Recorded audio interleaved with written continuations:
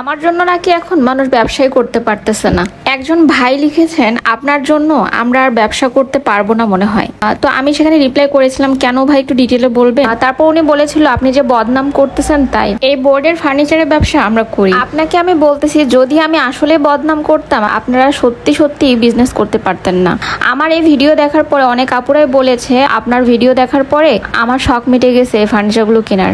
আপনি আমার নেক্সট ভিডিওগুলো দেখলে বুঝতে পারবেন। তারপরে আমি আবারও ভিডিও মেক করেছি যে কোনো প্রবলেম নেই, আসলে এগুলোর এক্সট্রা যত্ন আছে, এভাবে যত্ন করতে পারলে কিন্তু ফার্নিচারগুলো অনেক ভালো থাকে। আমি এভাবে কিন্তু বলেছি। এখন একটা কথা বলি, আমার মতো বেকার মহিলা তো সবাই না। হাজবেন্ড কষ্ট করে আনবে আর বসে বসে আমার মতো সবাই খাবে এমন তো কোনো কথা না। অনেকে চাকরি করে, অনেকের সময় নেই আপনাদের এই পার্টেক্সের ফার্নিচার পরিষ্কার করার, ঠিক আছে? এগুলোকে এক্সট্রা যত্ন করার সময় অনেকেরই নেই। আমার মতো তো সবাই বাড়িতে শুয়ে বসে থাকে না যে প্রতিদিন আপনাদের পার্টেক্সের এই ফার্নিচারগুলো পরিষ্কার করবে, ফাঙ্গাস হলে তেল দিয়ে মুছবে, মানে দুনিয়ার ভেজাল ক্যাসাল এগুলো অনেকেই নেবে না, ঠিক আছে?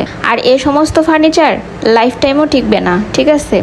এজন্য টাকা পয়সা যদি বেশি লাগে কাঠের ফার্নিচার কেনাই ভালো। মৃত্যুর পরও কিন্তু এই জিনিসগুলো আপনার থেকে যায়। আর এগুলো যত্ন করতে না পারলে বেশি দিন টিকবে না। আর অনেকে তো ভুলভাল তেল ব্যবহার করে কালারগুলো নষ্ট করে ফেলে। আবার অনেকের মুখে শোনা যাচ্ছে ফাঙ্গাস কোনোভাবে যাচ্ছে না। আচ্ছা যাই হোক, এগুলো কথা বলতাম না, কিন্তু আপনার কমেন্টের জন্য আমি এতগুলো কথা বললাম। দেখেন, আপনি যে ভিডিওটার মধ্যে কমেন্ট করেছেন সেই ভিডিওটা ছিল ফাঙ্গাস দূর করার উপায়, ঠিক আছে?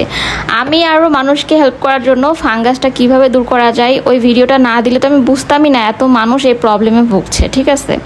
তো এত মানুষ এই প্রবলেমগুলোতে ভুগতেছে, সেখানে আমি তাদের উপকারের জন্য আমি একটা ভিডিও আপলোড করেছিলাম। তো সেখানে গিয়ে আপনি কমেন্টটা করেছেন আমার জন্য নাকি আপনাদের বিজনেস হবে না। আজকাল মানুষের উপকার করলেও মহাবিপদ, ঠিক আছে? উপকারও করতে হয় না মানুষের উপকার করে আরো মানুষের কথাই শোনা লাগে লাস্ট পর্যন্ত। আপনি একটু আমার পরপর কয়েকটা ভিডিও দেখবেন। আমি কতগুলো ভিডিওতে বলেছি, আমাকে মানুষ প্রশ্নও করেছে যে আপু আপনার আলমারিটা কেমন, এটা কেমন হবে কিনলে, এটা কি মালয়েশিয়ান উডের নাকি? আমি প্রত্যেকটারই কিন্তু রিপ্লাই দিয়েছি, ঠিক আছে? তবে আসলে আমার আলমারিটা অনেক ভালো হয়েছে। তারপরেও এই বললাম না যে কাঠের ফার্নিচারের মতো কোনো ফার্নিচারই হয় না। তো কতগুলো আপু জানতে চেয়েছিলেন যে আপু আমার ডিনার সেটটা কত প্রাইস নিয়েছি।